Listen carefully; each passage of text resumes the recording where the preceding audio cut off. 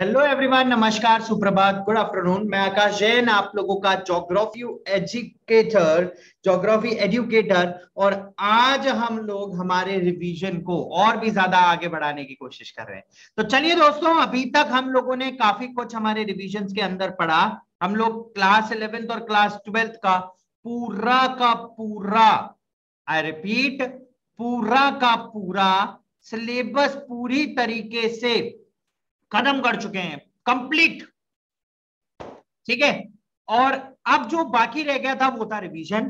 तो हम लोगों ने हमारे प्रीवियस सेशंस के अंदर, either we talk about the live sessions और द रिकॉर्डेड सेशंस, ठीक है ना, हम लोगों ने हमारे प्रीवियस सेशंस के अंदर काफी कुछ रिवीजन को खत्म कर लिया। लगभग हमारा 80% of the revision has been completed in class 11th as well as class 12th। और उसी कड़ी के अंदर आज हम लोग हमारे एक और चैप्टर के ऊपर आगे बढ़ रहे हैं, एक और चैप्टर का रिवीजन कर रहे हैं, एक और चैप्टर को हम आगे बढ़ा रहे हैं। ठीक है। और इस चैप्टर को हम लोग कोशिश करेंगे कि हम लोग 1 शॉर्ट, नहीं तो मैक्सिमम 2 शॉर्ट वीडियोस के अंदर उसको पूरी तरीके से खत्म कर दें। कुछ important topics at the end of the session मैं आप लोगों के साथ हमेशा डिस्कस करता हूं। तो इस सेशन में भी और हर सेशन में हम लोग आप लोगों के साथ इन्हीं सारे टॉपिक्स को, कि कौन से टॉपिक्स पर आपको फोकस करने का है, कौन सा टॉपिक आपके एग्जाम पॉइंट ऑफ व्यू से काफी ज्यादा बढ़िया है, कौन से टॉपिक में आपको मेहनत करने की ज्यादा जरूरत है, एमसीक्यू क्वेश्चंस। क्योंकि जैसा कि आपने देखा, according to the present notice of CPSC, हमारे जितने भी नए सेशंस हैं वो सारे के सारे एमसीक्यू सेशंस होंगे। सारे के सारे टर्म 1 एग्जामिनेशन जो है वो कंप्लीट एमसीक्यू एग्जामिनेशन है। और उस एग्जामिनेशन के अंदर, ठीक है, 6 से 8 चैप्टर जो आपके टर्म 1 के अंदर आने वाले हैं वो सारे के सारे चैप्टर्स एमसीक्यू बेस्ड के ऊपर आएंगे। सारे के सारे चैप्टर्स एमसीक्यू बेस्ड ही रहने वाले हैं। ठीक है। तो चलिए फ्रेंड्स, हम लोग इसी कड़ी में आगे शुरुआत करते हैं और हमारा आज का सेशन देखते हैं, जहां पर हम लोग हमारे एक और नए चैप्टर को मोस्ट प्रोबेबली इन 1 और max to max in 2 videos along with some important questions और with some important topics at the end of the session, जो कि एग्जामिनेशन के लिए, टर्म 1 एग्जामिनेशन के लिए फोकस रहेंगे। ठीक है, राइट। हमारे प्लस कोर्सेज से जुड़ने के लिए आप लोग हमारा कोड इस्तेमाल कर सकते हैं AKJ01, ठीक है, जो आपको देगा इंस्टेंट 10% डिस्काउंट। ठीक है ना, instant 10% discount. Previously it was 20% for just a week in September. ठीक है ना, राइट। तो but now it has been reduced to 10%। ठीक है। तो चलिए गाइस, बीइंग एन एजुकेटर, मैं आप लोगों को यहाँ पे क्लास 11th और क्लास 12th की हम लोग यहाँ पे ज्योग्राफी पढ़ते हैं। इन class 11th and class 12th geography हम लोग 2 तरीके से सेशंस को यहाँ पे कंडक्ट करते हैं। One is a YouTube session and that is particularly on scholars, right, that is particularly on scholars. ठीक है। और दिन में 1 बजे हम लोगों का एक सेशन होता है और रात को 9 बजे हम लोगों का दूसरा सेशन कंडक्ट होता है। दिन में 1 बजे का जो सेशन है that can be a live session as well as recorded session. ठीक है। और यहां पर हम लोग सिर्फ और सिर्फ थ्योरी के ऊपर फोकस करते हैं। ठीक है। रात को 9 बजे का जो सेशन है, ठीक है, रात को 9 बजे का session, that is completely a live session and it is not a theory session, it is completely based on MCQs only. ठीक है ना, ये सिर्फ और सिर्फ एमसीक्यू के ऊपर डिपेंड करता है। ठीक है। इसके अलावा यहां पर हम लोग क्लास 11th और क्लास 12th के, ठीक है, हर चैप्टर से चैप्टर वाइज एमसीक्यू कंडक्ट करते हैं, प्लस उसके अलावा a combination of 2 chapters। ठीक है। उसके बाद हम लोग करते हैं book 1 and similar process with the book 2। और जब वो दोनों खत्म हो चुका है हमारा, तो अब हमारे जो सेशंस हैं that is focused on term 1 examination from both the books 1 and as well as from the book 2। ठीक है, राइट। चलिए, अगर हम लोग बात करें हमारे स्पेशल क्लासेस की, तो स्पेशल क्लासेस के अंदर, ठीक है, this is completely a free class for everyone. These are the sessions on Unacademy application.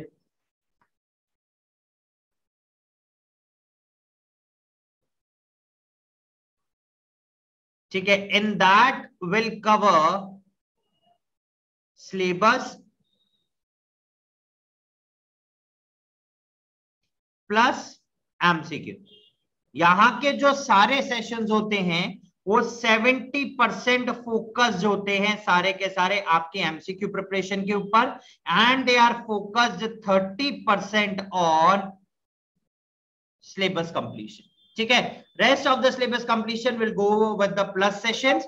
ठीक है ना, हम लोग प्लस सेशंस के अंदर बाकी बचे हुए 70% सेशंस को कंडक्ट करते हैं, as well as on YouTube हम लोग सारे सेशंस को कंडक्ट करते हैं. ठीक है, चलिए गाइस, टेलीग्राम चैनल से कनेक्ट होने के लिए, टेलीग्राम ग्रुप से कनेक्ट होने के लिए, जिसके ऊपर आपको मिलेगा detail about all the educators, ठीक है ना, right, about all the educators special classes, plus classes, as well as YouTube classes. ठीक है, इसके अलावा आपको वहां पे मिलेगा और भी बहुत कुछ, जैसा कि आप लोगों को देख सकते हैं कि अभी पैटर्न चेंज हुआ है, तो एमसीक्यू फॉर्मेट के अंदर पीडीएफ अवेलेबल होंगी chapter by chapter, as well as उसके अलावा, ठीक है ना, उसके अलावा आपको वहां पे मिलेगा, ठीक है, चैप्टर वाइज पीडीएफ फॉर्म, ठीक है ना, ऑफ द नोट्स. ठीक है, उसके अलावा आपको सारे latest update about the CBSE and term 1 examinations. ठीक है, कनेक्ट कैसे होना है, डिस्क्रिप्शन के अंदर आपको मिलेगा लिंक. ठीक है, आप उस लिंक से कनेक्ट हो जाएं टू द स्कॉलर्स चैनल. चले, अबाउट द टर्म 1 एग्जामिनेशंस. ठीक है, Unacademy emerge is particularly for the term 1 examination. It's a 90 minutes MCQ sessions based on the MCQ for class 10th maths and science, and for class 12 physics, chemistry, maths and biology. This has been started from 11th of September, और हर Saturday Sunday, on every Saturday and Sunday there will be evening MCQ tests nationwide. ठीक है, right, वहां पर आपको मिलता है क्या, पहली चीज कि आप कहां पर स्टैंड करते हैं, ऑल ओवर इंडिया रैंकिंग.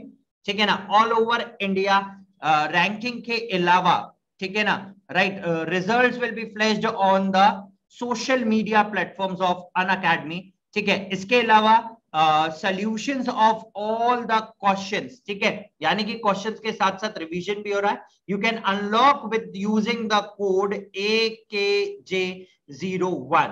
ठीक है, कहीं ढूंढने का जरूरत नहीं है, डिस्क्रिप्शन के अंदर आपको ऑटोमेटिकली यहां पर लिंक मिलेगा. एंड फॉर क्लास 11th यहां पर आया है Unacademy combat. Again it is a scholarship exam for class 9th as well as for class 11th.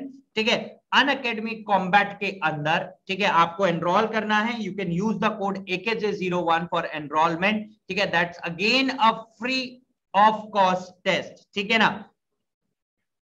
चलिए, you can connect to our free content by using the code. ठीक है ना, आप हमारे फ्री कंटेंट से कनेक्ट हो सकते हैं bye using the code AKJ01. ठीक है ना, राइट, करना क्या है, आपको अनअकैडमी एप्लीकेशन डाउनलोड करना है. ठीक है, लॉग इन करना है, अपना गोल सिलेक्ट करना है, क्लास 12 और क्लास 11. मेन्यू बटन पे special classes, top left corner के आपके ऊपर आपको स्पेशल क्लासेस मिलेंगी. ठीक है, जैसे ही आप लोग स्पेशल क्लासेस से कनेक्ट करेंगे, नोटिफाई मी पे जाएंगे, वहां पर आएगा इनवाइट कोड. ठीक है ना, आप इनवाइट कोड के थ्रू हमारा फ्री प्लान ले सकते हैं. ठीक है, again it is a free of cost, code इस्तेमाल करना है AKJ01. ठीक है, bugs and Bunty, right, here is a bugs and Bunty, a kind of opportunity for all of the learners. अगर आपको लगता है कि कोई इनअप्रोप्रिएट कंटेंट, ठीक है, ड्यूरिंग द वीडियो और ड्यूरिंग द कंप्लीट सेशन ऐसा हुआ है, ठीक है, तो आप लोग डिस्क्रिप्शन के अंदर, ठीक है ना, आप लोग डिस्क्रिप्शन के अंदर लिंक अवेलेबल है. ठीक है, राइट, उस लिंक के ऊपर कनेक्ट करें. ठीक है, राइट, जो भी इनअप्रोप्रिएट कंटेंट है, ठीक है, उस इनअप्रोप्रिएट कंटेंट को वहां पर आपको नोटिफाई करना है. ठीक है, once you notify and it is found to be inappropriate and you are the first to report that, तो आपको मिलेंगे बहुत ही सारे एक्साइटिंग प्राइसेस, ठीक है, राइट। चलिए guys, about the subscription features of the Unacademy, यहां पर आपको मिलता है लाइव लर्निंग, ठीक है, सबसे पहली चीज। उसके अलावा unlimited access to all the courses, आप इंडिया के टॉप एजुकेटर से पढ़ रहे हैं। There will be regular doubt clearing session, exhaustive syllabus coverage, mentorship, guidance, study material in the form of PDF notes, ठीक है, practice test series, live test series and batch courses also. और अब जो courses initiated हो रहे हैं सारे के सारे, that is based on MCQs. They are a short-term course for 4 months to 5 months. They are basically 4 months to 5 months courses. ठीक है, अगर हम लोग अनअकैडमी प्राइसिंग का बात करें तो प्राइसिंग फॉर द 12 months, ठीक है ना, राइट, ऑफर्स के अकॉर्डिंग 12 plus 2 months एक्स्ट्रा, और वी कैन से 4 months एक्स्ट्रा, ठीक है ना, राइट, प्लस 10% ऑफ अगर आप हमारा कोड अप्लाई करते हैं AKJ01, ठीक है, and you'll get the discount amount as 13,500 for 14 or 16 months of subscription, ठीक है ना, right. This is the pricing of Unacademy plus prices, ठीक है। अगर हम लोग अनअकैडमी आइकॉनिक सब्सक्रिप्शंस की बात करें तो you will have a personal mentor, number 1, live doubt solving sessions will be there, you can connect through that by 1-to-1, यानी कि आपको एक तो मिलेगा पर्सनल मेंटर जो कि आपको किसी भी तरीके की प्रॉब्लम्स आ रही है, रिलेटेड टू सब्जेक्ट प्रॉब्लम आ रही है, रिलेटेड टू कंसेप्चुअल प्रॉब्लम्स आ रही हैं, तो वो आपको टीचर से कनेक्ट करेगा, ठीक है, right. And in that session 1-to-1 you can communicate with that teacher, ठीक है ना, इन 1-to-1 form you can communicate with that teacher, ठीक है। इसके अलावा आपको अगर किसी भी तरीके का कोई भी प्रॉब्लम आता है, आप अपने मेंटर से उसको डिस्कस कर सकते हैं, ठीक है, राइट। चलिए, weekly report card, parent connect, study planner, right, ये सारा फैसिलिटीज आपको आइकॉनिक सब्सक्रिप्शंस के अंदर मिलता है, and along with that all the benefits of Unacademy subscriptions भी इसी के साथ मिलता है। अगर हम लोग प्राइसिंग का बात करें, ठीक है ना, pricing of this Unacademy iconic subscription, तो देखिए सबसे पहले आपको 12 months पे offers will be same, right. इसके अलावा एक्स्ट्रा 10% ऑफ अगर आप हमारा कोड इस्तेमाल करते हैं AKJ01, ठीक है, दैट इज द कोड, तो आपका प्राइसिंग जो कि 28,000 है वो रिड्यूस हो जाता है बाय द 10%, एंड 28,000 माइनस 2,800, ठीक है ना, इट इज समथिंग लाइक 25,200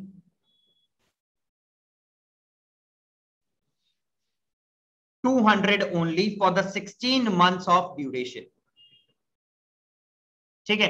चलिए, नाउ बहुत सारे बैच कोर्सेज जो कि अभी रिसेंटली स्टार्ट हुए हैं, ठीक है, right, and from 18th of September से भी बहुत सारे कोर्सेज स्टार्ट हुए, ठीक है, MCQ plus batch courses, as well as 4th of October से भी बैच कोर्सेज हैं, ठीक है, right. MCQ batch course for commerce, MCQ batch course for humanities, all these courses are for the duration of 5 months to 6 months only, maximum 5 months, ठीक है, right, and MCQ batch courses for science as well, this is for class 12, and as well as ऐसा नहीं है सिर्फ 12th के लिए है, for class 11th also the MCQ and NCERT batch courses for humanities, same day timings will be different रहेगा, MCQ plus NCERT practice test batches for commerce also, and as well as MCQ plus NCERT practice batch for science also, ठीक है ना, right. इन सबके साथ batch courses यहां पर क्या हो रहे हैं, स्टार्ट हो रहे हैं, ठीक है, राइट। चलिए, तो हियर वी गो, ये अब हम स्टार्ट करते हैं हमारा आज का सेशन, ठीक है। हमारे आज के सेशन की तरफ मुड़ते हैं और टॉपिक्स देखते हैं कौन से करने हैं, ठीक है।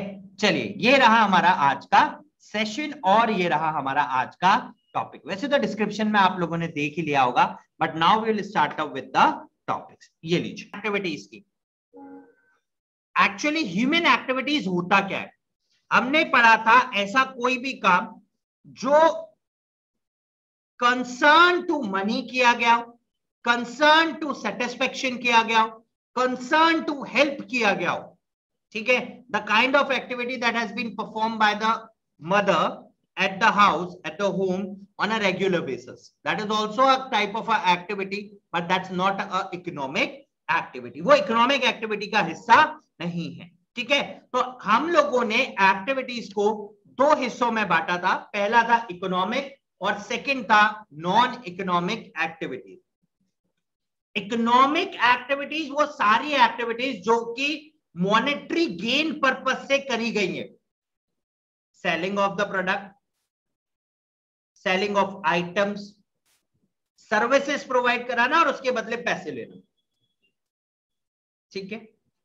इन सारी एक्टिविटीज को इकोनॉमिक एक्टिविटीज कहा गया है और इकोनॉमिक एक्टिविटीज को चार हिस्सों में बांटा, प्राइमरी जो हम फर्स्ट टर्म में पढ़ेंगे, सेकेंडरी, टर्शियरी और क्वार्टरनरी जो कि हम सेकेंड टर्म में पढ़ेंगे, ठीक है, आफ्टर दिसंबर, ठीक है, राइट। इसके अलावा नॉन इकोनॉमिक एक्टिविटीज जो होती है वो सारी वो एक्टिविटीज होती हैं जो कि मॉनेटरी गेन के पर्पज से नहीं करी गई, अ kind of a satisfaction, a kind of a happiness, a kind of a helping neighbour, NGOs work, ये सारा का सारा नॉन इकोनॉमिक एक्टिविटीज के अंदर कंसिडर किया जाता है, right. This we have already discuss in the previous sessions, ठीक है ना। Economic non economic activities it is related to the like watching movies with the friends, playing football, helping mother in the kitchen, chatting with the friends, right. Primary activities अर्थ के resources का directly extraction करना, वो सारी की सारी activities primary activities में consider करी जाती, ठीक है। अब हम लोग सबसे पहले कहां पे थे, हमने प्राइमरी एक्टिविटीज का सबसे पहला हिस्सा निकाला हंटिंग और gathering. Gathering is something like कि जितना भी नेचुरल रिसोर्स है इन द फॉरेस्ट, उस रिसोर्स का यूटिलाइजेशन करना,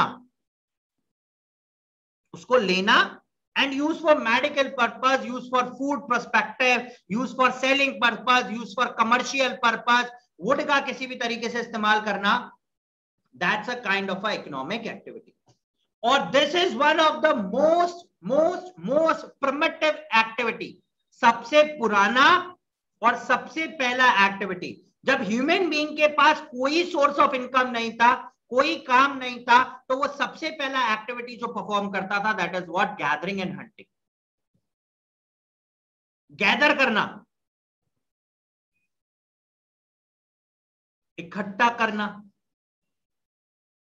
इकट्ठा करना फ्रूट्स को, इकट्ठा करना लीव्स को, इकट्ठा करना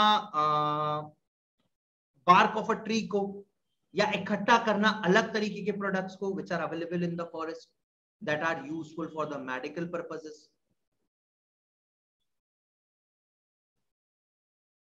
उन सारी चीजों को हम लोग गैदरिंग में कंसिडर करते हैं। And hunting which is also known as poaching, which is related to animals को मारना for food, for shelter, for their skin, for other commercial activities like उनकी बॉडी के फर को निकाल के बेचना, ठीक है, बॉडी के पार्ट्स को सेल आउट करना। तो all these activities are known as primary gathering and hunting activities. Clear? ठीक है। अब हम लोग गैदरिंग और हंटिंग को डिटेल में पढ़ते हैं। हाँ जी, आप देखते हैं क्या, the earliest human beings depended on their immediate environment, ठीक है। जितने भी ह्यूमन बीइंग्स थे अर्ली, वो अपने इमीडिएट मतलब जो उनके आसपास का एनवायरनमेंट था उस पर डिपेंड रहते थे हर चीज के लिए, हर चीज के लिए, क्योंकि भाई वो ट्रैवल तो कर ही नहीं सकते थे ना लॉन्ग डिस्टेंसेस, उनके पास ट्रांसपोर्टेशन सिस्टम नहीं था। तो हमने देखा जितने भी अर्ली ह्यूमन बीइंग्स थे, दिस इज रिवर, और रिवर्स के अलोंग था, ये रही पूरी सोसाइटी, यहां पूरी सोसाइटी अलोंग द रिवर्स। क्यों along the rivers? This river provide them transportation, easy transportation. This river provides them another thing, that is what water availability for the regular day to day purposes. इसीलिए तो वो सारे के सारे river side रहते थे। हमने देखा जितने भी सिविलाइजेशन थे, इंडस वैली सिविलाइजेशन हो या फिर मेसोपोटामियन सिविलाइजेशन हो या कोई सा भी सिविलाइजेशन हो, ठीक है, राइट, तो वो सारे के सारे नदी के किनारे हैं। क्या नदी के किनारे क्यों है? That provide them cheap transportation. Cheap तो छोड़िए, ट्रांसपोर्टेशन प्रोवाइड कर रहा है, cheap is a different thing. That also provide them water for the regular activities, agriculture के लिए, क्योंकि उनके पास एग्रीकल्चर करने के लिए कोई टूल नहीं है। They are using primitive tool, पत्थर उठाया उससे यूं गोपना चालू, ट्विग्स, एरो, भाला बना लिया, ठीक है ना, जो जेवेलियन थ्रो आज हम करते हैं वो भाला बना लिया उन्होंने, उसी भाले से वो शिकार करते थे, ठीक है, right. So animals which they hunted, ठीक है, the edible plants which they gathered from the forest in the vicinity. Edible वो सारे तरीके के प्लांट जो कि किसी ना किसी तरीके से हेल्पफुल है, either it is related to food items, either it is related to commercial activity, बेचना करना, और either it is related to the medical parameters, medical में हेल्प लेने के लिए। तो these all things are inter related, ठीक है। जितनी भी प्रिमिटिव सोसाइटी थी, they are completely dependent on wild animals for each and everything. They are survived on the wild animals. कौन से? जो कि हार्श क्लाइमेट में रहते थे, जो कि हार्श क्लाइमेटिक कंडीशन में रहते हैं। बहुत सिंपल सा एग्जांपल है, मैं आपको कह रहा हूं कि आप सहारा डेजर्ट चले जाओ, मैं आपको कह रहा हूं आप थार डेजर्ट चले जाओ, मैं आपको कहता हूं आप अमेज़न बेसिन चले जाओ, मैं आपको कह रहा हूं आप पोल एरियाज में चले जाओ, Arctic and Antarctica,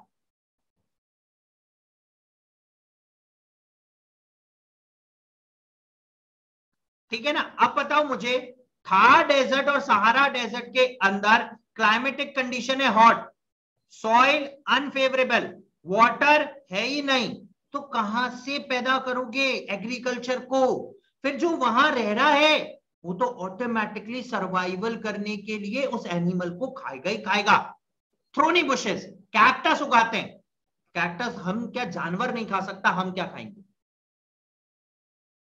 That makes a sense.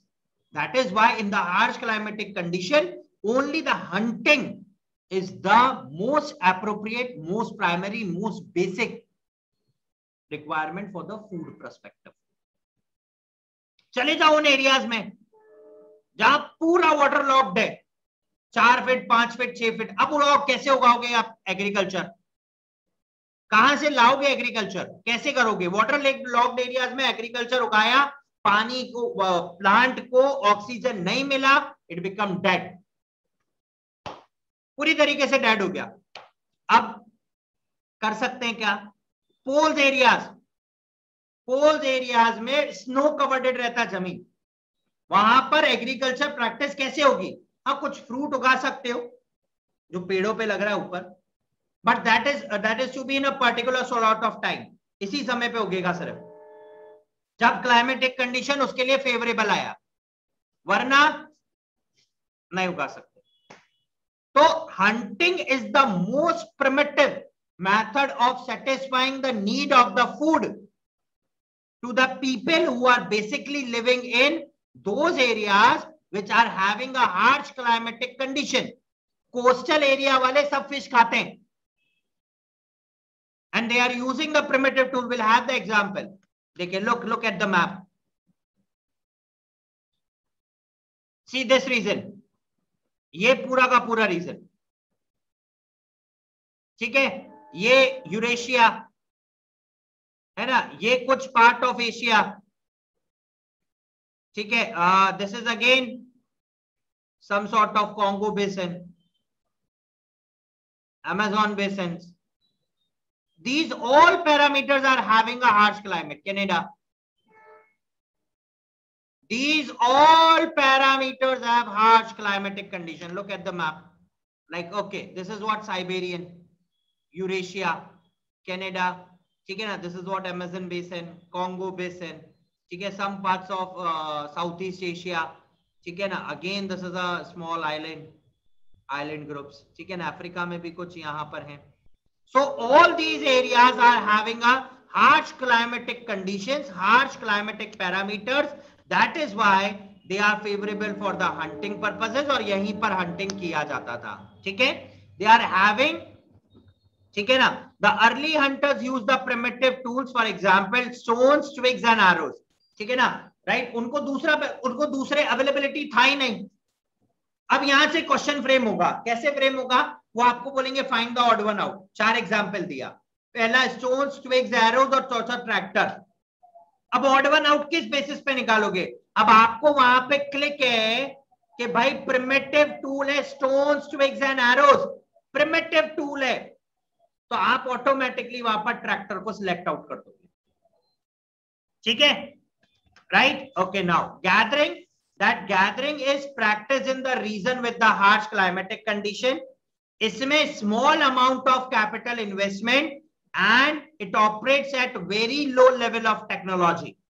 बहुत कम. Yield per person is also low. अब important जो नोट करने लायक जो बात है, जितने भी स्पीशीज हैं, बहुत सारे ऐसे स्पीशीज हैं जो कि अब दिन प्रतिदिन एक्सटिंक्ट और एंडेंजर्ड, यानी कि या तो खत्म होने की कगार पर हैं या खत्म हो चुके हैं. क्यों? क्योंकि इलीगल हंटिंग बहुत ज्यादा किया जाता है. We have seen कि अमिताभ बच्चन जी आते थे and they used to say कि भैया बचाओ, आपको बचाना है. ठीक है, एशियाटिक लॉयंस बहुत कम है. रॉयल बंगाल टाइगर बहुत कम है. क्यों? कोई टाइम इंडिया में ऐसा होता था, ठीक है ना, that it is a prestige of hunting. शेरों को मारना इट्स लाइक अ प्रेस्टीज. ठीक है, a king from this Madhya प्रदेश,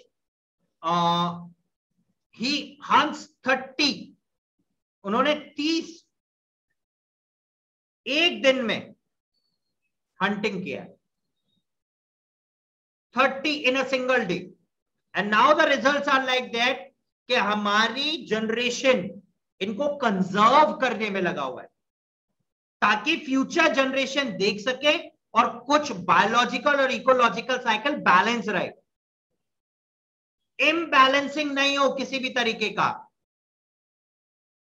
किसी भी तरीके का इम्बैलेंसिंग नहीं हो. ठीक है. सो ठीक है, हमने बहुत सारे महलों में देखा. ठीक है ना, basically in Rajasthan which is the city of foods. ठीक है, स्टेट ऑफ फूड, सबसे ज्यादा महल यहाँ देखने को मिलते हैं. तो आप महल में जाइए, वहां पे दीवारों पर जानवरों की खालें लगी हुई हैं. ठीक है ना, कहीं कहीं पर उन्होंने डिस्क्रिप्शन में लिखा हुआ है that he killed this and all that these things. So that is what they have killed those animals for their skins, for the Prestige. अरे भाई मैंने मारा, मैंने इतने जानवर मारे, मैंने इतने ये मारे, इतने वो मारे, है ना. तो that is what hunting, poaching, that has been banned in India completely. ठीक है, बहुत बैन किया गया इसको. ठीक है. Okay, now gathering has been practised in the high latitudes. ठीक है, basically northern Canada, northern Eurasia, southern Chile and low latitudes like zones like Amazon basin, tropical Africa, northern fringe of Australia, ठीक है, and the interior parts of Southeast Asia. Look, this is the map. ठीक है ना. Right now, what about the gathering? Gathering is become a commercial. ठीक है ना. Gathering किया जाता था किस किस चीज का? लीव्स का, bark of the trees का, for medical plants, and then process them to the markets. उनको मार्केट में बनने के लिए बेच दिया जाता था. ठीक है. They use various parts of the plants.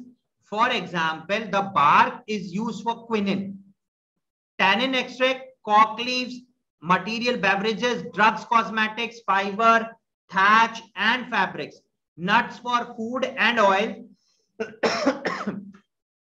tree trunk, rubber, batata gums and raisins. इन सारी चीजों के लिए. ठीक है. Now, why the gathering has lose this importance? Gathering की importance कम क्यों हुआ? पहला चीज, ठीक है ना, पहला चीज क्या हुआ था? पहला चीज क्या था कि products of such activity cannot compete with the world market. दूसरा, जो synthetic products available थे, they are having a better quality and are available at the very very low prices. बहुत कम prices पे they are easily available. ठीक है ना, they are easily available at the low prices ठीक है ना, that is why gathering has lose its importance, ठीक है। Now we have pastoralism, pastures, ठीक है ना, it's a kind of a activity that is related to rearing of animals, that is related to what, rearing of animals. And second we have, that is basically domestication, that is basically what, domestication of animals, ठीक है। now this domestication of animals क्यों किया जाता है, हम क्यों domesticate करते हैं एनिमल्स को? Number one, for the purpose of transport. Early humans transport के लिए इनको डोमेस्टिकेट कर देते, that is according to the climatic condition. कौन से क्लाइमेट में, अगर आप अभी रेगिस्तान में जाओ तो यूल गेट व्हाट, ऊंट मिलेगा, ठीक है ना, राइट। कुछ हिली ट्रैक्स पे जाओ तो याक मिलेगा स्नो कवर्ड एरियाज में। Second, for the food products basically, again we have milk products,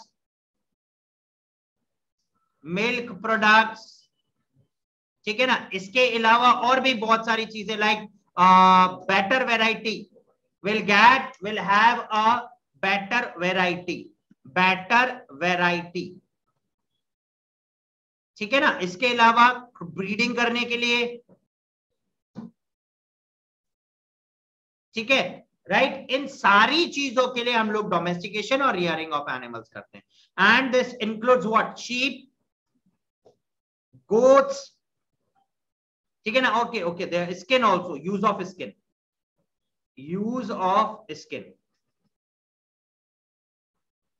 ठीक है ना। शीप, गोट्स, कैमल, काउ, है ना, बहुत लार्ज स्केल पे डोमेस्टिकेशन किया जाता है, ठीक है।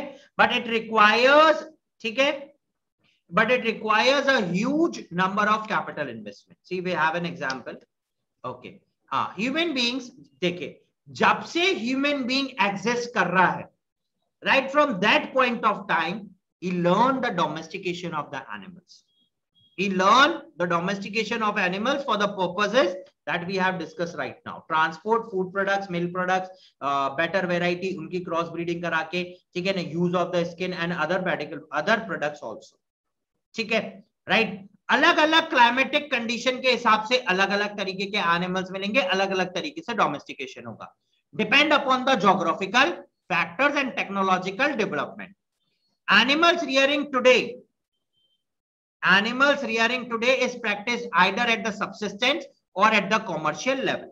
सब्सिस्टेंस मतलब खुद के personal particular, commercial it means large scale that requires a huge investment, hence poultry farms India में सबसे अच्छा एग्जांपल है। आप देखो पोल्ट्री फार्म्स लंबा, ठीक है, कैपिटल इन्वेस्टमेंट आपको बैरिक्स टाइप में बनाना पड़ता है, ठीक है ना। हैंड्स की रियरिंग, उनको वापस हैचिंग कराना, उनके प्रोडक्ट्स को देखना, हेल्थ को चेक करना, और वो बहुत सारी चीज रहता है, ठीक है।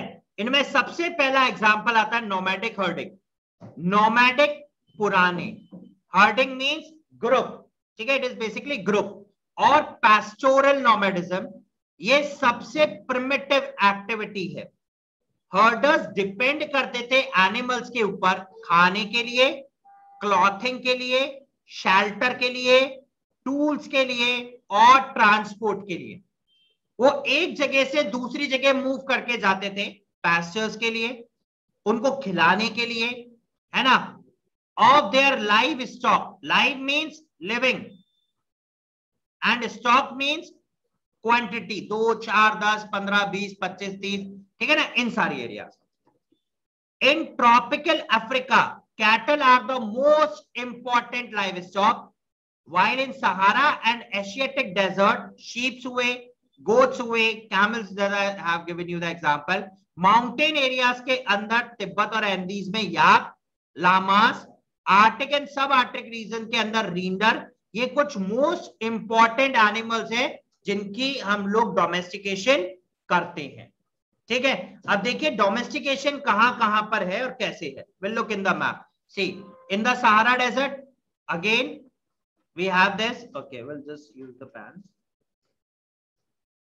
Sahara desert, ये पूरा है, ठीक है। This Arabian Peninsula, Iran, ठीक है, पूरा मंगोलिया सबसे ज्यादा डोमेस्टिकेशन, याक वगैरह एंड ऑल दीज थिंग्स, ठीक है। दिस मडागास्कर आइलैंड, ठीक है, यहाँ पे भी कुछ पार्ट है, ठीक है। अगेन दिस व्हाट तुनिशिया, है ना, again a different variety of activity, ठीक है। तो कुछ इन एरियाज पे ये हाईली रिस्ट्रिक्टेड है, ठीक है, right, okay. Now will have next, what do you mean by transhumance? Transhuman से आप क्या समझते हैं? देखिए, ट्रांस का मतलब होता है ट्रांसफर और ह्यूमन्स का मतलब होता है ह्यूमन बीइंग। अभी देखिए ऐसा क्यों? See this is a mountain areas, है ना, क्लाइमेटिक कंडीशन थोड़ी सी वैसी, ये नीचे का एरिया है, फ्लैटलैंड्स होंगे या लोअर पार्ट होंगे, यहां पे अभी आपने ग्रेजिंग कर लिया पेस्चर्स की। अभी जब यहां पे पूरा ग्रेजिंग हो गया, पूरी तरीके से ग्रेजिंग हो गया, अब यहां पे घास खत्म हो गई and this is a time of winter, सर्दियों में आप ऊपर नहीं जा सकते थे क्योंकि this area is completely snow covered.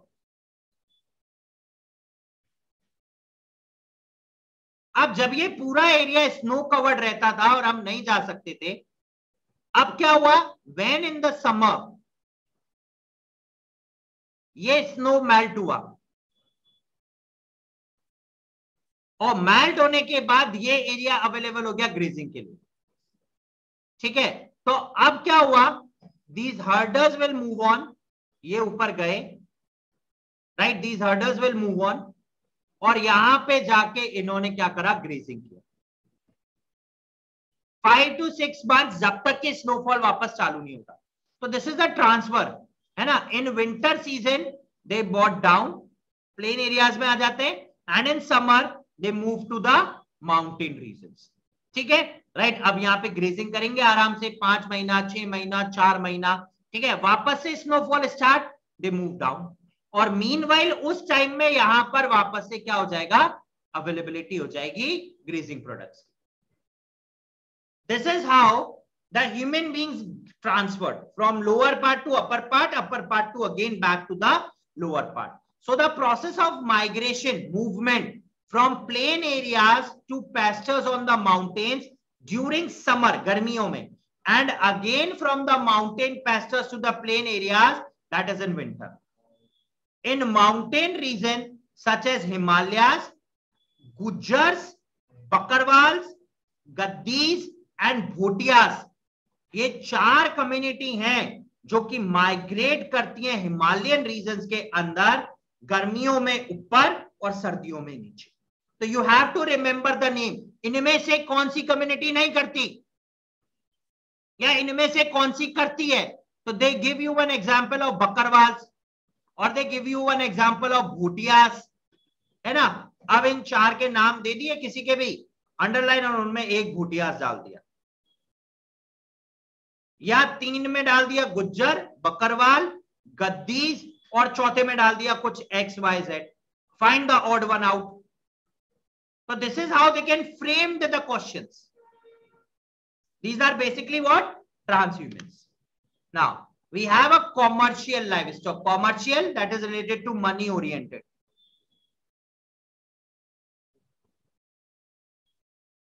ठीक है, this is money oriented. It requires technology. It requires capital investment. It requires healthcare facilities. ठीक है, this has been done. Reason क्या है इनको करने का? What are the reason behind this? Now look at the reasons. Reasons में आता है हमारे लिए सबसे पहली चीज reasons के अंदर food, variety of product,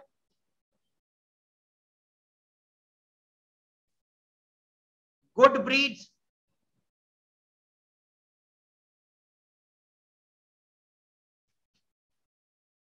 ठीक है, output products,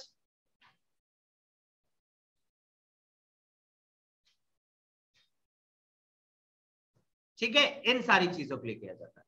so the commercial livestock rearing is more organise, बहुत ज्यादा ऑर्गेनाइज है, सिस्टमैटिक है और कैपिटल इंटेंसिव भी है। It is practice on permanent ranches. Permanent मतलब जो परमानेंट है, ranches means areas, This is a specialized activity in which only one type of animal is reared. हमने देखा poultry farms, poultry farms, hens को रखा जाता है, हैंस। हिंदी में अगर हम बोले गौशाला, गौशाला,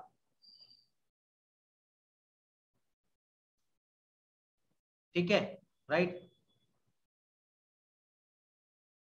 ठीक है ना, गौशाला, right. So important animals include sheep, cattle, goats, horses, products such as meat, wool, hides, skin purposes scientifically prepared किया जाता है और एक्सपोर्ट किया जाता है वर्ल्ड के डिफरेंट मार्केट्स के अंदर, ठीक है। अच्छा, it is a capital intensive, तो आपको ये रिस्ट्रिक्टेड मिलेगा डेवलप्ड एरियाज में। तो rearing of animal in ranching is organised on the scientific basis. The main emphasis is on breeding, improvement of genetic orders, disease control and healthcare. Areas restricted to New Zealand developed, Australia developed, Argentina, Uruguay and USA. Look at this.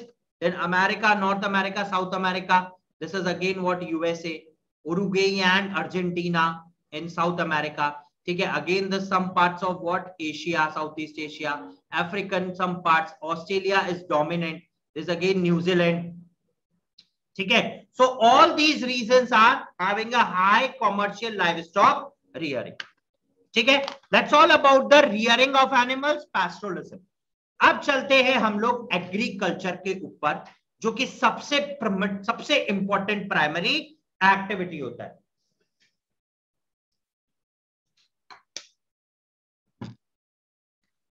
ठीक है, it is one of the most important sort of primary activity, agriculture. ठीक है, agriculture के अंदर अब agriculture itself has been divided into बहुत सारा part. Primitive, सबसे पहला प्रिमिटिव, जिसमें बेसिक टूल का इस्तेमाल किया जाता था। सेकेंड वी हैव इंटेंसिव, फिर आएगा मिक्स, फिर आएगा कॉमर्शियल, ठीक है, फिर आएगा उसके बाद हॉर्टिकल्चर, ठीक है, फिर उसके बाद आएगा फ्लावर्स के लिए, ठीक है। तो अलग अलग तरीके से एग्रीकल्चर प्रैक्टिसेस करी जाती है, right from the zero level up to the most technologized impacts के साथ, ठीक है।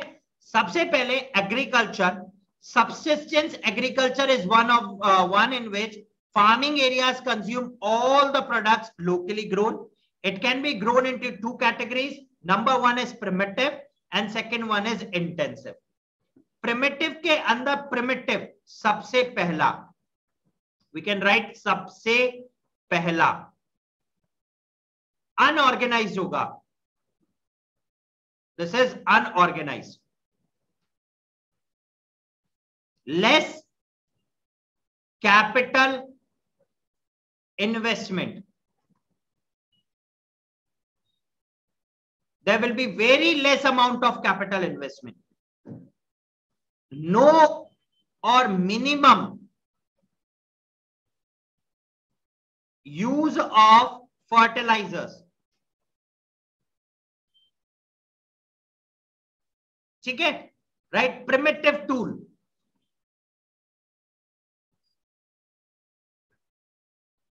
ठीक है, मैकेनाइज नहीं होगा, labour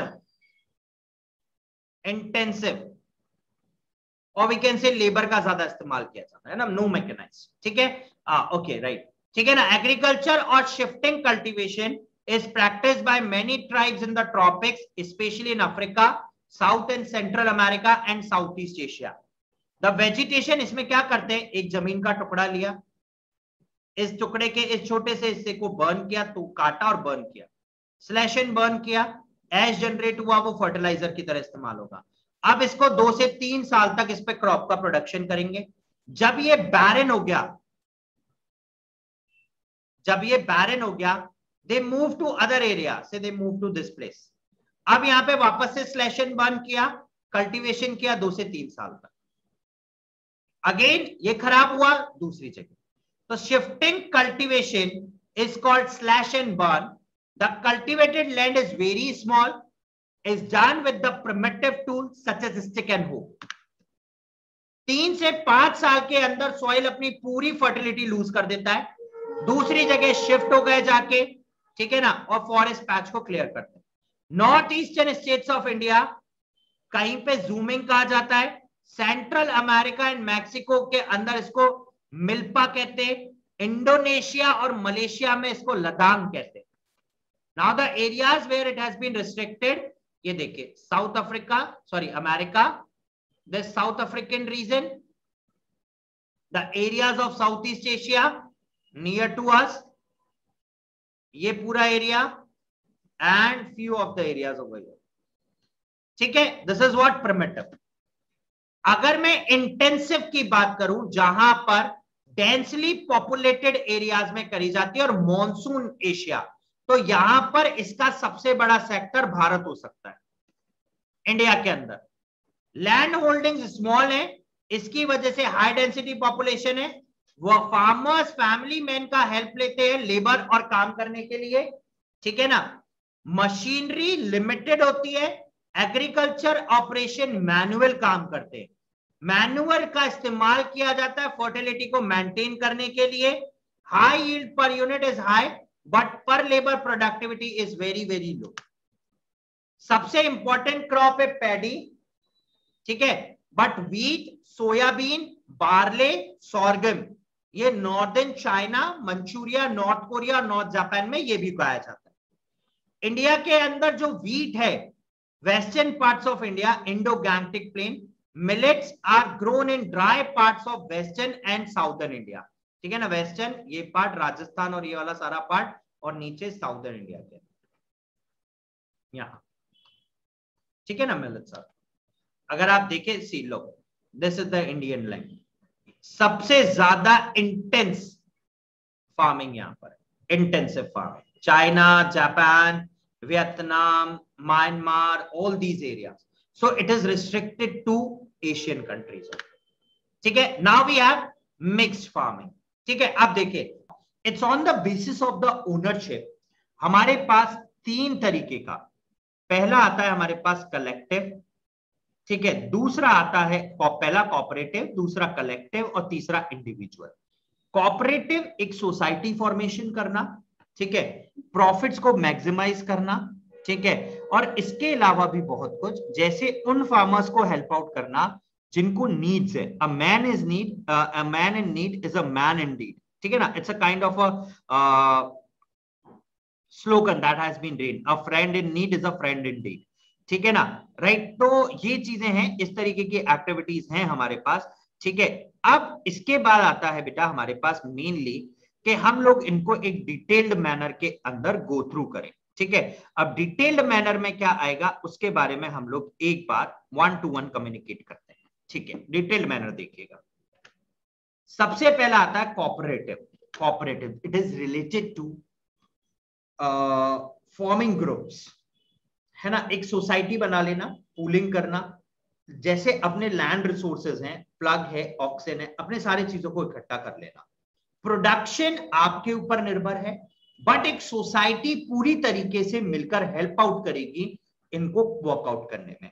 so for the competence, competition करने के लिए और beneficially agriculturally groups of farmers क्या करते हैं, own free will form a cooperative society, एक ग्रुप बनाएंगे खुद आपस में। आफ्टर पूलिंग देयर रिसोर्सेज, अपने उनके पास जितने भी संसाधन उस समय उपलब्ध हैं, है ना, देखो जमीन हो गई, अपना मनी इनपुट हो गया, टेक्नोलॉजी इनपुट हो गया, प्लगिंग हो गया, ऑक्सीजन हो गया, उन सबको इकट्ठा करते हैं, ठीक है, राइट। मेरे पास मेरी जमीन रहेगी, बट सोसाइटी मिलकर, अगर मुझे किसी चीज की कमी आ रही है एग्रीकल्चर एक्टिविटीज करने में, कहीं पर लैक कर रहा हूं, प्रोडक्शन मुझे गेन करना है, तो वो क्या करेंगे, they help me out with all these parameters, ठीक है, they're going to help me out with all these extensive parameters। तो वो इसके अंदर क्या करेंगे, they help us out with all the related sort of activities, वो सारी चीजों को कंसर्न करके and they help us in the forming all these things, ठीक है। in this individual farms remains the same, only agriculture activities has been carried out on these farms on cooperative basis, ठीक है ना। ऐसे crops का production किया जाएगा जो कि काफी ज्यादा तौर पर बेनिफिशियल हो और बेनिफिशियल आउटपुट आपको गेन करके दे। That is known as cooperative farming, ठीक है ना। उस चीज को कहते हैं हम लोग cooperative farming. Here we go. Benefits: cooperative society helps the farmer to purchase the agriculture equipment. बिल्कुल ठीक है। It helps to sell the products at appropriate higher rates.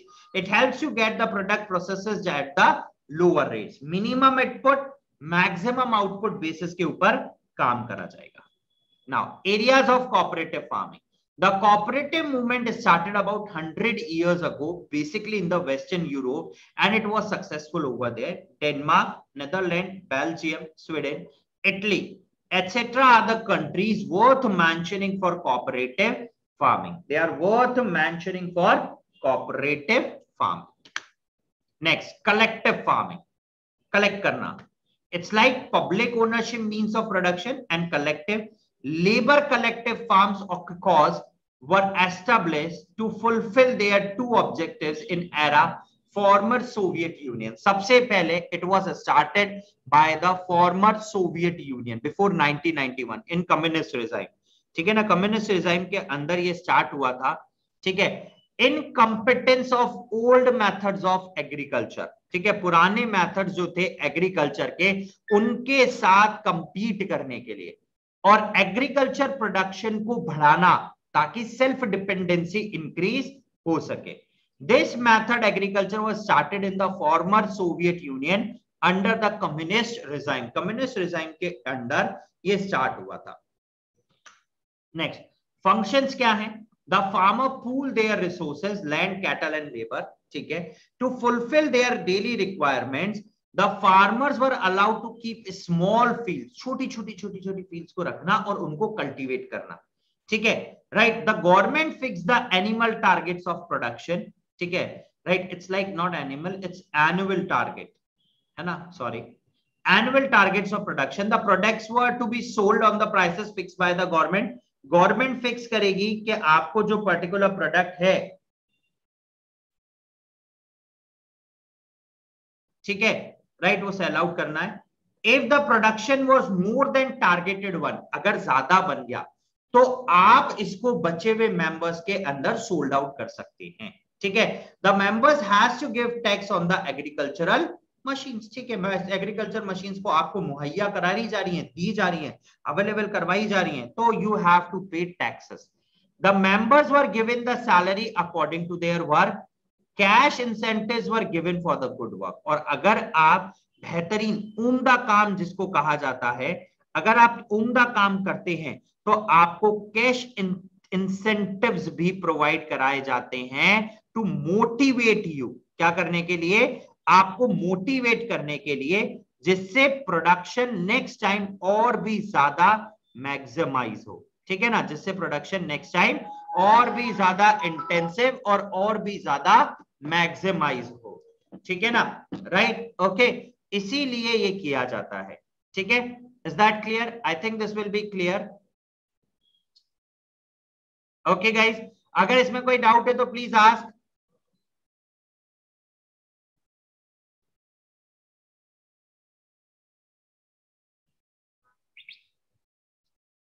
ठीक है, okay, here we go. Next आता है mining. Individual, it is related to the particular person, एक particular person से related होता है, एक पर्टिकुलर पर्सन के लिए है, ठीक है। ऑन व्हाट बेसिस वो प्रोडक्शन कर रहा है, मैक्सिमाइज करना, मिनिमाइज करना, प्रॉफिट और बहुत सारी चीजें is linked with that particular person only, ठीक है ना, राइट। वही पर्टिकुलर पर्सन रिस्पॉन्सिबल होगा उन सारी एक्टिविटीज के लिए, उन सारे फंक्शंस के लिए, ठीक है। I think this will be okay with the individual, ठीक है। इंडिविजुअल एक पर्सन कंसर्न है, ठीक है ना, एक पर्टिकुलर पर्सन से रिलेटेड होता है, ठीक है। चलिए, here we go with the next one, है ना। Now we are going to start up with the mining sort of activities, ठीक है ना। अब हम कौन सी एक्टिविटीज के बारे में बात करेंगे? Now we talk about the mining activities के what exactly do you mean by the mining activities, और माइनिंग एक्टिविटीज क्या होती हैं और किस तरीके से इनका फंक्शनिंग होता है, ठीक है। Right? Now we concern for the mining ones. ठीक है, चलिए माइनिंग क्या समझते हो? माइन करना, खुद के बाहर निकालना। क्या करना? खुद के बाहर निकालना। अब बात आती है कि भाई मैं खुद के बाहर किस चीज को निकाल रहा हूं, what kind of products and what are the products. Basically अगर ये बात करेगा तो व्हाट आर द प्रोडक्ट्स जिनको मैं माइन कर रहा हूं, this is the important thing. ठीक है ना, राइट? ये सबसे इंपॉर्टेंट पैरामीटर है कि मैं किस तरीके के प्रोडक्ट्स की माइनिंग कर रहा हूं, और मुझे माइनिंग करने के बाद किस तरीके का प्रोडक्ट आउटपुट मिलने वाला है। सपोज कीजिए मैंने अर्थ से डिग करके कुछ आउटपुट्स निकाले, है ना, सारे मिनरल्स हैं, आइदर मेटालिक है, नॉन मेटालिक है। ठीक है ना, मेटालिक मिनरल्स भी मिलेंगे, नॉन मेटालिक भी मिलेंगे, कोल नॉन मेटालिक हो गया। ठीक है, सबसे इंपॉर्टेंट मिनरल है। लेकिन मैंने उनका एक्सट्रैक्शन तो कर लिया। सपोज कीजिए एक्सट्रैक्शन कॉस्ट आगे मान लो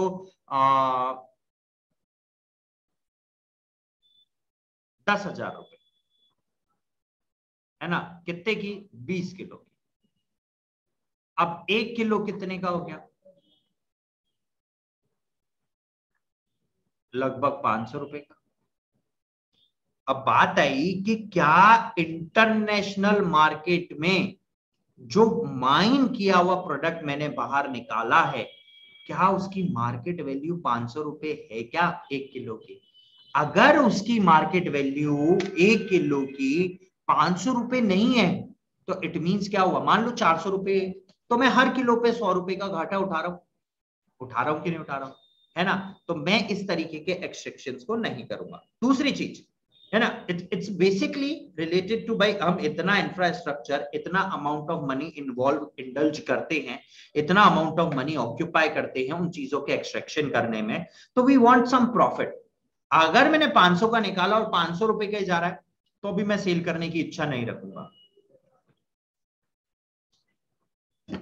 सीधा स्ट्रेट फॉरवर्ड कारण है बेटा। क्या कारण है मैं इसको रखूं? मेरे को आउटपुट जनरेशन, मनी ओरिएंटेशन मिल ही नहीं रहा। तो अगर मैं उसको प्रॉफिटेबल अमाउंट्स में बेच सकूंगा तो ही मैं उसको क्या करूंगा? डिग आउट करूंगा। ठीक है, so it is basically a process of extracting valuable, जिनकी वैल्यू है, metallic as well as non-metallic minerals from the earth crust is known as mining. In all the stages of the economic development, the society has got engaged in activities related to agriculture, fishing and forestry. ठीक है, the beginning of mining started after the cultural development and when it was felt as an economic need of the time. ठीक है, उसके बाद ये सारी की सारी माइनिंग एक्टिविटीज चालू हुई, बट उससे पहले किसी भी तरीके का कोई भी माइनिंग एक्टिविटी, ठीक है ना, किसी भी पार्ट में प्रिविलेज्ड नहीं होती थी, किसी भी पार्ट में। ठीक है ना, आई रिपीट, किसी भी पार्ट के अंदर माइनिंग एक्टिविटीज प्रिविलेज्ड नहीं होती थी। क्यों भाई? हमको जरूरत ही नहीं पड़ा इतना ज्यादा रिसोर्सेस का कि we should do the extraction. हम एक्सट्रैक्शन करें क्यों, है ना? If the need is not there, अगर नीड नहीं है ना, अगर नीड नहीं है तो एक्सट्रैक्शन की भी जरूरत क्या है? That is the simple concept. ठीक है ना, the concept is as simple as that कि अगर नीड नहीं है तो एक्सट्रैक्शन भी नहीं होगा। ऑब्वियसली बात है सारी की सारी। ठीक है, राइट? तो कब? जब हमें नीड पड़ी, जब हमें नेसेसिटी लगी कि हमें इन रिसोर्सेस का एक्सट्रैक्शन करना चाहिए, क्योंकि एक इकोनॉमिक पैरामीटर है और ह्यूमन बींग्स की नीड है, तब हमने उनका एक्सट्रैक्शन करना चालू किया। Today, the raw material, minerals and power resources have become the basic necessity of lifestyle of the countries of the world, developed economies. Minerals and power resources, petroleum, gas, coal, had played an important role in the international trade between developed and the developing countries. Special features of minerals. Minerals के special features क्या हैं? Minerals जो होते हैं वो compose होते हैं एक या एक से ज्यादा नेचुरल अकरिंग एलिमेंट से, जिनका एक डेफिनेट शेप है and can be identified by there chemical and the physical properties. Specific आपको उनकी प्रॉपर्टीज मिलेंगी, स्पेसिफिक आपको उनका फंक्शन मिलेगा। Expecting fossil fuels, most minerals are solid and inorganic materials. They are formed through natural process. ज्यादातर minerals जो हैं solid होते हैं और इनऑर्गेनिक होते हैं. इनऑर्गेनिक कहने का मतलब हुआ बेटा, ऑर्गेनिक वो होता है जो फॉसिल फ्यूल रिमेन से बनता है, और इनऑर्गेनिक वो जो फॉसिल फ्यूल रिमेन से नहीं बन रहा. फॉसिल फ्यूल रिमेन से बनता है आपके पास कोल, पेट्रोलियम, है ना. बाकी जितने भी मिनरल, गोल्ड हुआ, सिल्वर हुआ, है ना, और कॉपर हुआ, एल्यूमिनियम हुआ, है ना, ये सब जो आपको मिलेंगे ये बेसिकली नॉन इनऑर्गेनिक है या इनऑर्गेनिक है. मिनरल्स आर एग्जॉस्टेबल, एग्जॉस्ट होते हैं एक समय के बाद, खत्म होने की क्षमता. And non renewable resources, non मतलब नहीं, रिन्यूएबल मतलब रिन्यू नहीं होते, रिन्यू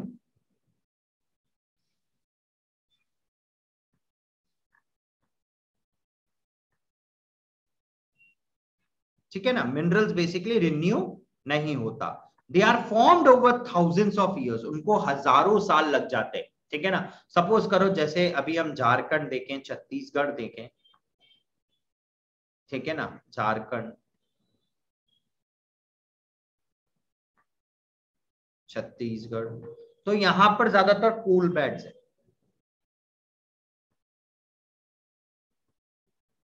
क्या है यहां पर? कोल बेड्स. अब मान लो मैंने अभी उसका एक्सट्रैक्शन कर लिया,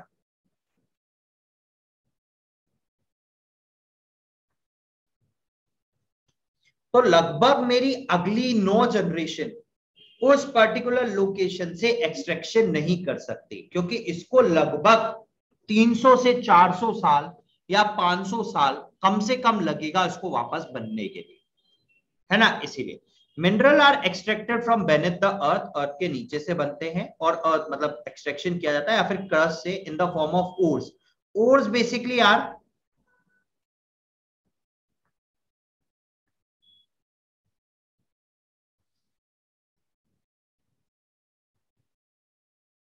मिनरल्स प्लस इंप्योरिटीज, है ना. इंप्योरिटीज किसी भी फॉर्म में हो सकती है. It is why they contain many impurities, so they are basically known as ores. ठीक है, right? These are the special features. ठीक है. Minerals are found in different types of formation, अलग अलग तरीके से मिलेगा. Formations are generally of 4 types. Igneous होगा, sedimentary ore deposits होंगे, alluvial deposits होंगे, या oceanic deposits होंगे. ठीक है. Igneous intrusions solidified at different temperature and found at the different depths. When high quality minerals are exhausted, mining of low value minerals become costly, और low value minerals की जो extraction है वो कम हो जाएगा. सीधी सी बात है, वैल्यू भी कम, इंटरनेशनल मार्केट में पैसा भी कम, और एक्सट्रैक्शन कॉस्ट हाई हो गया, तो आप क्यों निकालोगे.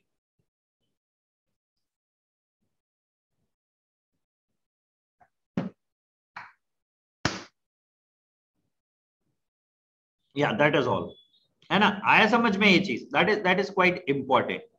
ठीक है ना. ये काफी ज्यादा पॉइंट टू बी नोटेड करने के लिए है. ठीक है ना, काफी ज्यादा. चलिए, क्लासिफिकेशंस ऑफ मिनरल्स. मिनरल्स को 2 तरीके से क्लासिफाइड किया. देखिए, एक जिनमें मेटालिक कंटेंट मिलता है, दूसरा जिनमें मेटालिक कंटेंट नहीं मिलता, नॉन मेटालिक. उसके बाद दूसरा आता है फेरस, जिसमें आयरन कंटेंट मिलेगा, नॉन फेरस जिनमें आयरन कंटेंट नहीं मिलेगा. ठीक है. इसके अलावा प्रीशियस और नॉन प्रीशियस. प्रीशियस वो जो बहुत ही ज्यादा कीमती है ना, हीरा है सदा के लिए. Okay, according to the geographic terminology, minerals are inorganic substances. For this reason petroleum, coal and gas are not regarded as the minerals. These are formed by the process of decomposition, ठीक है, of remains of plant and animals being mined like other minerals. They are also called as minerals. ठीक है. अगर इनकी mining करी जाती है, that is why they are also called as minerals.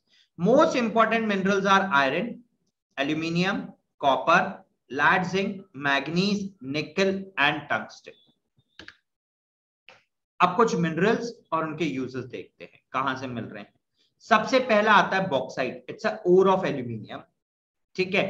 Electric cables में, एयरक्राफ्ट बनाने के अंदर, कंस्ट्रक्शंस ऑफ बिल्डिंग के अंदर। सबसे लाइटेस्ट होने की वजह से इसका इस्तेमाल और इसके यूजेस उतने ही ज्यादा बढ़ जाते हैं, ठीक है ना, बीइंग द लाइटेस्ट मेटल, ठीक है ना, राइट। ये बहुत ज्यादा लाइट है, इंटेंसिव लाइट है, this is quite very much light, intensive light बोल सकता हूं मैं इसको। काफी ज्यादा लाइट होने की वजह से इसके डिमांड उतना ही ज्यादा क्या हो जाएगा, इंक्रीज हो जाएगा। Is that clear? हाँ जी, I think this will be clear.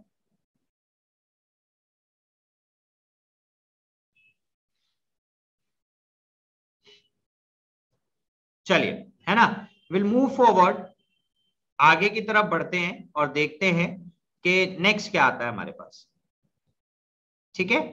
चलिए, chromium, stainless steel, sheets of tanks, plating on chemicals and other metals, copper, electricity wires होंगे, अमलगमेटेड मेटल पिघलाकर जो बनता है, यूटेंसिल्स और बर्तन बनाने के काम में आता है, ठीक है ना, बर्तन बनाने के काम में भी इसको लिया जाता है, ठीक है ना, अदर यूटेंसिल्स एज वेल, ठीक है। चलिए, हियर वी गो, अगला देखते हैं, ठीक है। Gold, gold is used for jewellery purpose, computer chips बनाने के काम में, dental treatment, luxury goods and radiotherapy, इन सब में गोल्ड इस्तेमाल में आता है। आयरन की ओर, iron and steel production, basis of civilization, different uses in daily life, lead, battery, soldering वगैरह, पाइप, केबल कवरिंग, इन सब चीजों में काम आता है। Manganese, manufacturing of gun metal, crockery, jewellery polish. चलिए, अगला मिनरल आया मेरे पास निकल। कौन सा आया? निकल। इट्स नॉट लाइक निकल, इट्स निकल। Stainless steel, coins of mixed metal, और चीजों के साथ मिक्स किया है। Silver, again jewellery, dental treatment, coins, decoratives, mirror, sophisticated electronic and electrical equipments. कुछ इलेक्ट्रिकल्स और इलेक्ट्रॉनिक इक्विपमेंट्स के अंदर भी सबसे ज्यादा इस्तेमाल में आता है। टिन, बेसिकली इलेक्ट्रोप्लेटिंग, कवरिंग करने के काम में आती है। टिन बॉक्स और मिक्स्ड मेटल। टाइटेनियम, लाइट होता है, टफ होता है। Plastic aeroplanes, mixed metal, point paper. Zinc, again electroplating on the steel, mixed metal है, rubber, plastic, colour and medicine etcetera. Now methods of mining, अभी बात तो कर ली कि माइनिंग करनी है, रिसोर्सेज बाहर निकालने हैं, किस किस तरीके के रिसोर्सेज हैं, कैसे कैसे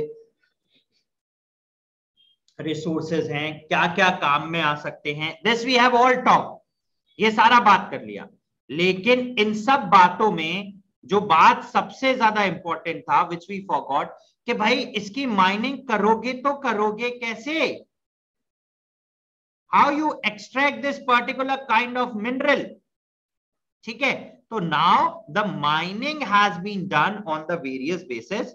माइनिंग अलग अलग तरीके से अलग अलग मिनरल्स की करी जाती है, ठीक है ना। अगर हम सबसे पहले देखें तो माइनिंग करने के यहां पर दो सबसे इंपॉर्टेंट पैरामीटर बताए गए हैं, ठीक है ना। सबसे पहला पैरामीटर है that is what open cast mining, जो कि सबसे ज्यादा प्रिविलेज्ड है, सबसे ज्यादा देखा गया है, that is what open cast mining, ठीक है ना। उसको क्या बोलते हैं हम लोग? ओपन कास्ट माइनिंग, ठीक है। ओपन कास्ट मतलब खुला हुआ मुंह, है ना। Basically we can say it's like just like खुला हुआ मुंह, ओपन कास्ट, ठीक है। एंड सेकेंड आता है हमारे पास शाफ्ट माइनिंग। शाफ्ट हम रोटरी शाफ्ट बेचते हैं अंदर, और वो रोटेट करके माइनिंग एक्टिविटीज करता है, ठीक है। तो in the beginning man used to dig minerals from the upper part of the earth crust. हमारे पास टूल्स नहीं होते थे, प्रिमिटिव टूल्स, है ना, यूज करते थे, ट्विग्स, एरो, होए, प्लग, है ना। तो इनसे deep buried the inside digging करना थोड़ा सा मुश्किल हो जाता है, ठीक है ना। अभी आप देखिए कि अगर घर का फाउंडेशन लेट डाउन करना है, मुझे नींव रखनी है, तो जेसीबी मंगाते हैं हम, देखो सिर्फ इतना सा ही खोदना है, लेकिन वो हार्ड है। Now he extract mineral from 1000 meters depth after drilling और मेकिंग टनल्स बना के, ड्रिल करके। Earlier he used to perform all activities of mining by himself, लेकिन अब ये सारी एक्टिविटीज कौन परफॉर्म कर रहा है? These are perform by the machines. The method of mining are open cast and shaft mining. चलिए, physical causes, quantity of mineral deposit कहां पर है, डेप्थ कितने डेप्थ पर है, उस डेप्थ पे एक्सट्रैक्शन करना प्रॉफिटेबल होगा या नहीं होगा, depth at which the mineral deposits are lying, because more depth increases the expenditure, उतना ही खर्चा बढ़ जाएगा, एंड एक्सोकेटिंग द मिनरल्स, और उतनी तेजी से मिनरल्स भी खत्म हो रहा होगा, कम होगा. क्वालिटी, ठीक है ना, क्वालिटी कैसी है, the material that we are extracting, ठीक है ना, हमें उसका जो क्वालिटी मिल रहा है वो क्वालिटी किस तरीके का है, is it good in quality, और हल्का है क्वालिटी में, लाइट क्वालिटी पैरामीटर्स हैं. तो ये सारी चीजों को एक इंपॉर्टेंस दी जाती है. क्यों दी जाती है अभी बता देते हैं.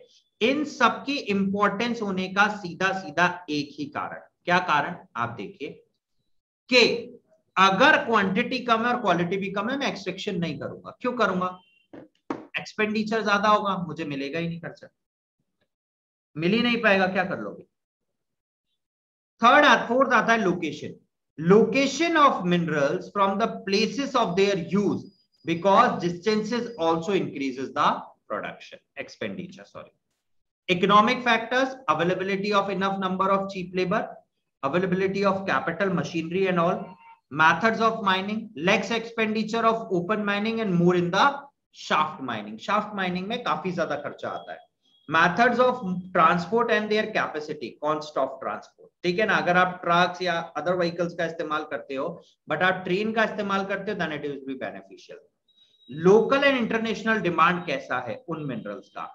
Mines of iron ore, copper, nickel, lead, zinc and molybdenum of USA are being closed from mining or production is being reduced due to decrease in the demand. देखिए, आयरन का, कॉपर का, निकल का, ये सब बंद हो गया यूएसए के अंदर. क्यों बंद किया?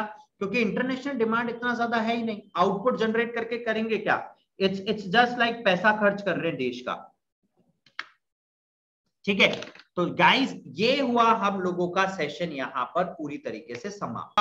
यहां पर सेशन समाप्त, ठीक है ना, राइट. ये हुआ हमारा आज का यहां पर सेशन समाप्त.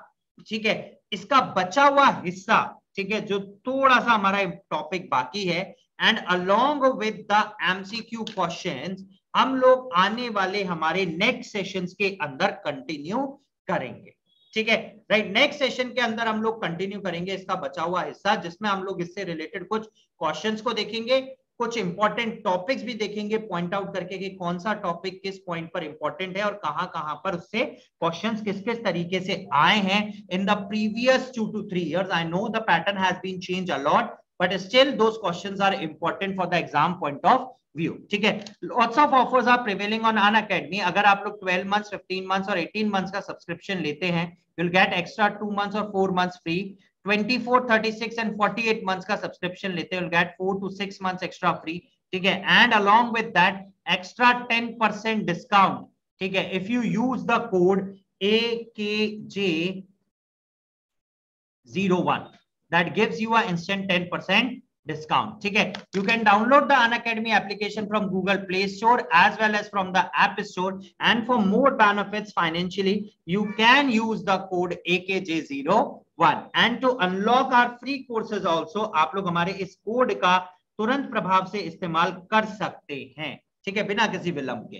ठीक है, तो चलिए गाइस, अगर आप लोगों को हमारा ये आज का सेशन पसंद आया हो तो लाइक शेयर जरूर कीजिएगा. Subscribe to the scholars channel that is dedicated to the humanities stream only, and press the bell icon for the more updates. ठीक है, तो चलिए गाइस, एक और सेशन के साथ मुलाकात करेंगे, ठीक है, शाम को, जहां पर हम लोग कुछ इंपॉर्टेंट टॉपिक्स को, ठीक है, एमसीक्यू क्वेश्चंस को, ठीक है, देखेंगे in from the related chapters. ठीक है, तो चलिए गाइस, फिर मुलाकात करेंगे. Till then, stay at home, stay safe, and let's crack it with Unacademy. Thank you and have a nice day.